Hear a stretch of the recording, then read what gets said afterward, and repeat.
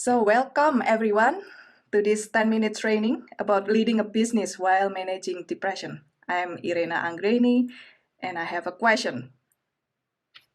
Isn't it tough? Being a business means being a leader in an unknown path.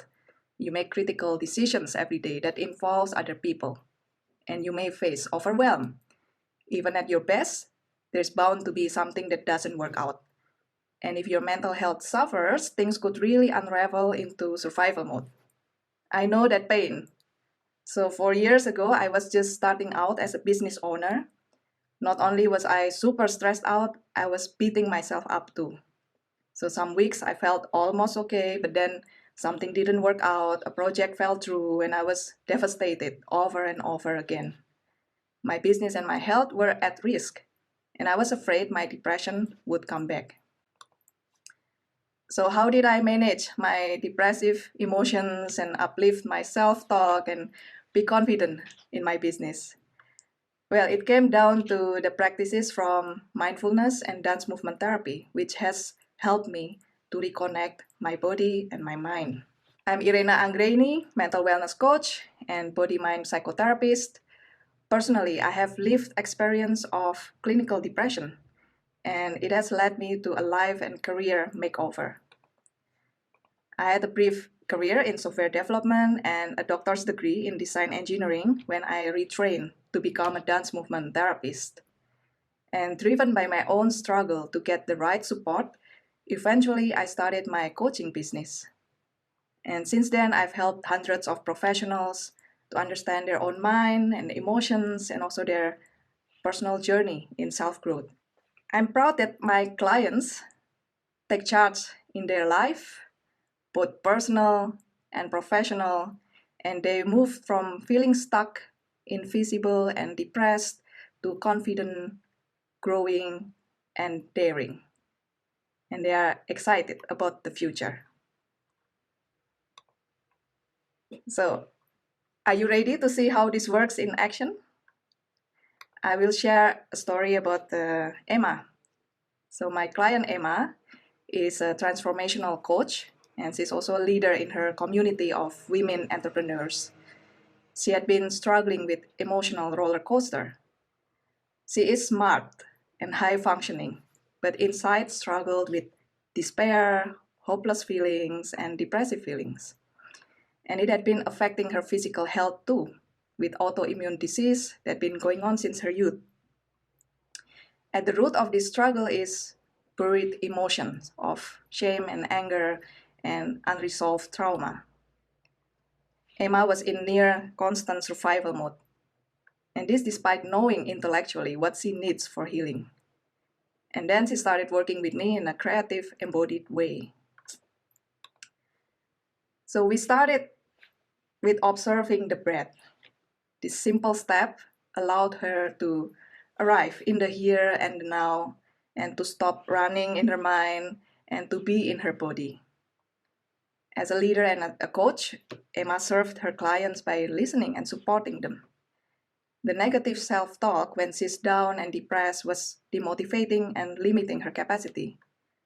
And it was no longer working for her to suppress those emotions and keep pushing through.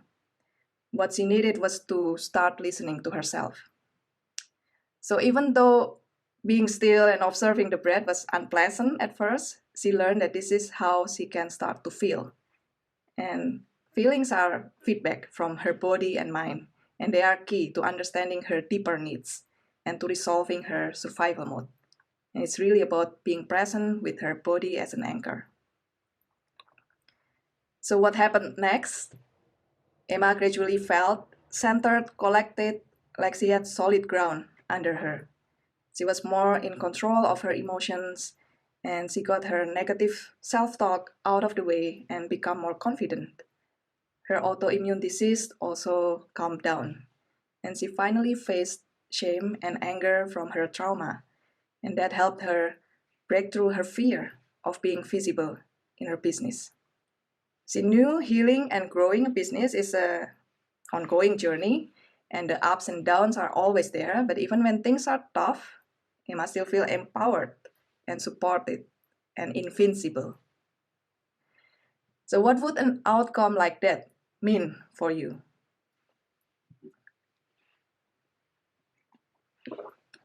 Are you thinking, okay, sounds good, sign me up? Or are you thinking, hold on, observing the breath or feeling the body, doesn't it sound like magic woo-woo? Do you think, okay, that might work for some gullible people, but not enough for me? How on earth can this help me? So where do you fall on the list? So I admit, yeah, I have felt all of those. Yeah, remember, I used to be a nerdy engineer, so a lot in my head. You might even have tried this and nothing really changed for you. I remember the first time I was taught to observe my breathing, I was mad. I didn't see any point how it could help me. Seemed like a total waste of time. Well, here's the thing, when it doesn't work, it's often because people fall trapped to the pitfalls. And I will share 3 common ones so you know how to navigate things better. Because friends, mindfulness and dance movement therapy are evidence-based and they are proven effective in mental health treatment. And they have long-term impact on the brain structure and the brain chemistry and also on the nervous system. So it is clear, to heal and transform the mind, the mental health, we need the body. So are you ready to know the pitfalls? Yeah, okay, nice. So first, don't fall into the productivity trap. Yeah, it takes really great self-awareness to acknowledge and accept where you are.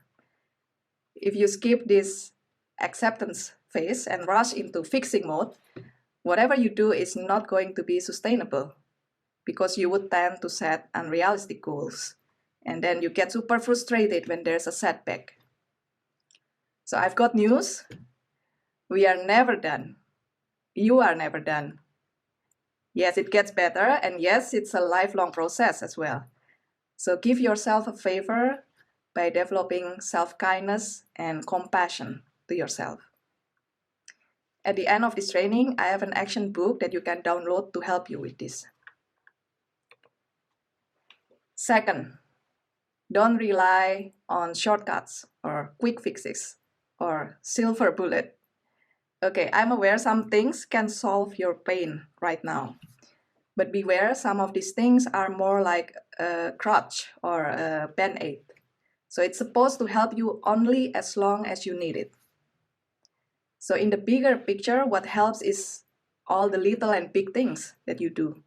There's no silver bullet, no ultimate blueprint or recipe. So look for holistic and long-term approach and do small but consistent steps. What this means is that you need diligence and patience before positive changes take root in your life. For that to happen, you got to take the lead and actively create your own journey, not only in your mind, but actually taking the steps. So the third trap, don't believe your depression lies. Whatever it's saying here. So depression compromises our mind from reliable thinking. I know this firsthand. So feeling worthless or being in constant self-doubt or believing that nothing will change, that's the depression talking. And these negative thoughts keep you stuck in your head and stopping you from taking action. It can be paralyzing. So give the mind a break, get out of here, of the head, and get into your body. That's how you can outsmart depression. So being in your body gives you headspace and it gives you more awareness of your feelings. And feelings are feedback. So this allows you to do reality check and examine your beliefs and seek other perspective. So to outsmart depression, you need your body to take the lead. So let's make this work for you. Yeah, first off, what is your biggest enemy? Is it sabotaging self-talk, or is it depressive emotion or negative thinking? What's yours? This enemy often takes takes us away from ourselves. It gets you stuck in your head and not living fully. So here step one is to come back really to your body. Come home to your body by following your in and out breath all the way through. And use your breath as an anchor. Ask yourself, if your body could speak, what would it say? For a brief moment, do your best to not react. Simply observe your thoughts, feelings, or sensations. Be curious instead of judging. If you notice that you get carried away in your thoughts, come back to your breathing again. That's step one. And start noticing, what are you feeling? And remember, these feelings are feedback. If it's unpleasant, it's a clear call to action. If it's pleasant, okay, it means perhaps that you're doing something right. And based on this feedback, what may you need right now? And step 3 is to take action. So I have something to support you in taking action. You can download your action book, where you will get simple and creative and fun daily exercise that you can practice anytime and anywhere.